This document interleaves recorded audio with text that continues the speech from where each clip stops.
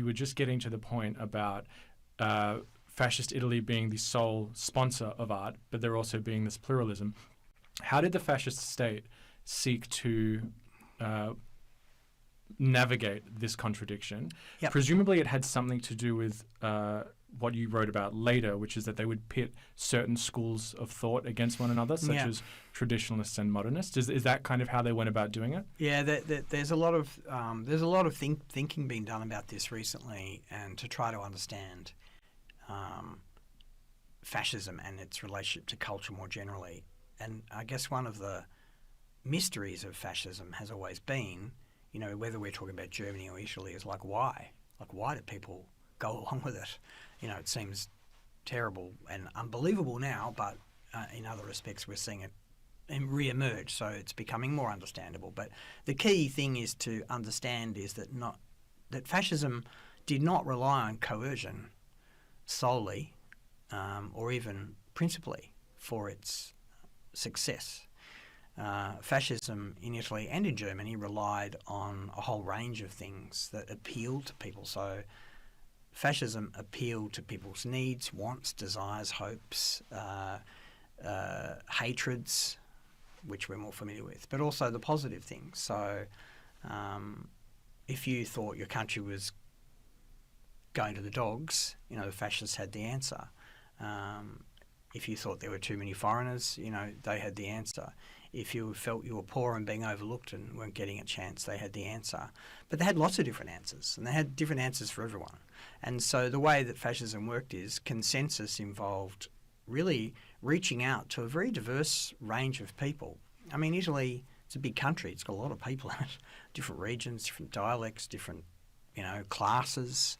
And to be successful, fascism had to really appeal to a broad range of people. And they did that by having a lot of different views that sometimes didn't even align with each other. And when it came to the arts, and it's important to clarify that if I say fascism had a pluralist policy towards the arts, it's important for me to stress that they didn't have a pluralist policy towards everything, okay? They didn't have a pluralist attitude towards political parties. They didn't have a pluralist attitude towards other countries, other races. They didn't have a pluralist attitude towards the press. Press was basically controlled.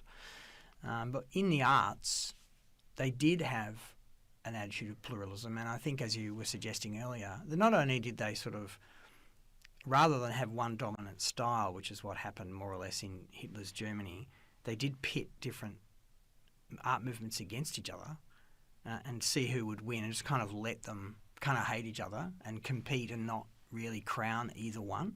But also just the strategy of pluralism, just offering a ribbon to everybody, meant that everybody sort of felt included and thought, a bit like a gambler, I might win again later. And it's that kind of, it's that sort of strategic pluralism which had, though, the basic intention of increasing the control over the art world rather than, letting it sort of do its own thing. So it's a way to kind of keep people placated. And not also identifying one single movement with fascism, saying, oh, look how bad that is, If you didn't sort of say, well, this is the movement, there was sort of nothing to attack because it was kind of everywhere.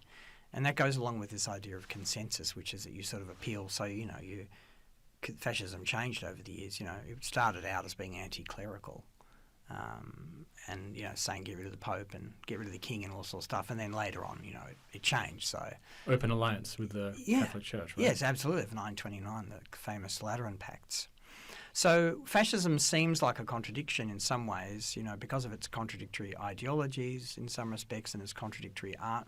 But in fact, you can say that in a way that was part of a strategy to just make the control all the more effective.